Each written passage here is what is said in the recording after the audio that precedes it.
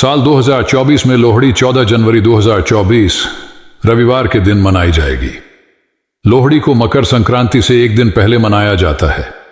लोहड़ी का पर्व किसानों के लिए विशेष महत्व रखता है।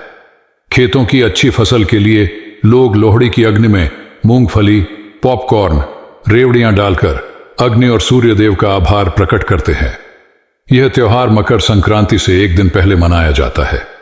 दृक पंचांग के अनुसार इस साल लोहड़ी रविवार यानी 14 जनवरी 2024 को और मकर संक्रांति 15 जनवरी 2024 को मनाई जाएगी।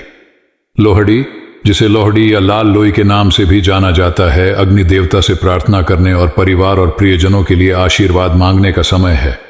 यह त्योहार फसल के मौसम की शुरुआत और सर्दियों की फसलों के पकने का प्रतीक है।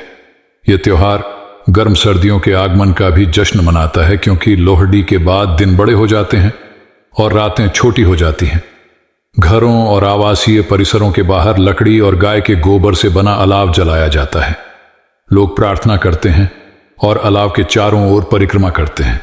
वे पूजा अनुष्ठानों के हिस्से के रूप में गज्जक, तिल, गुड़, मूंगफली भी चढ़ाते हैं। कई स्थानों पर पंजाब के लोकप्रिय लोक नृत्य गिद्दा का प्रदर्शन करके त्योहार मनाया जाता है, जबकि कुछ लोग भांगड़ा भी करते हैं और ढोल की थाप पर नृत्य करते हैं।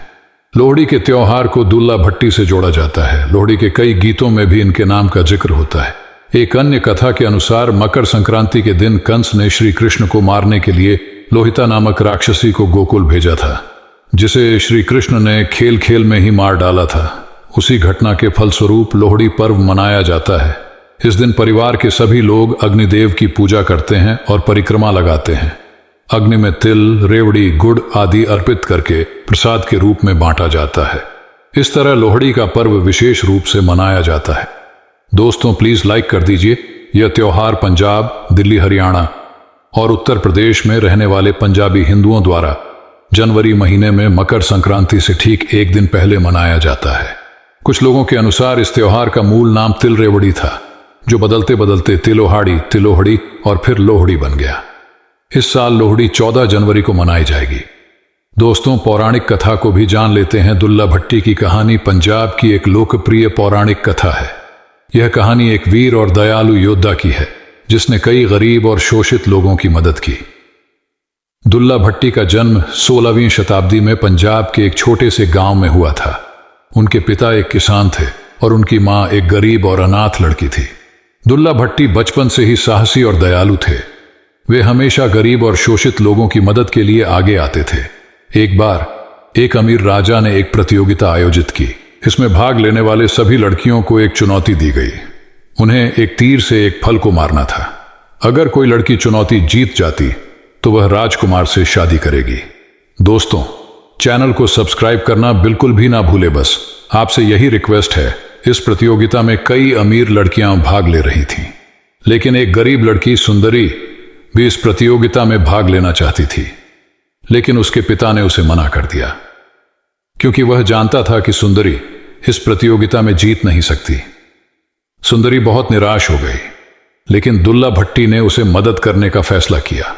उन्होंने सुंदरी को एक तीर दिया और उसे चुनौती जीतने के लिए प्रोत्साहित किया। सुंदरी ने बहुत मेहनत की और अंत में वह चुनौती जीत गई। वह राजकुमार से शादी करने वाली थी, लेकिन राजकुमार सुंदरी से शादी नहीं करना चाहता था, क्योंकि वह एक गरीब लड़की थी।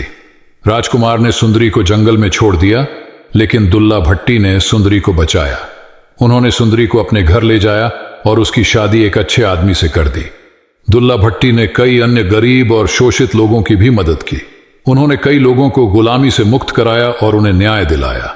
दुल्ला भट्टी को पंजाब में एक लोकप्रिय नायक माना जाता है। उनकी कहानी आज भी लोगों को प्रेरित करती है।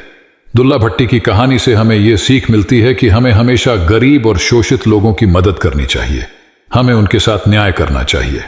दोस्तों, अगर वीडियो पसंद आया तो इसको लाइक जरूर करिएगा।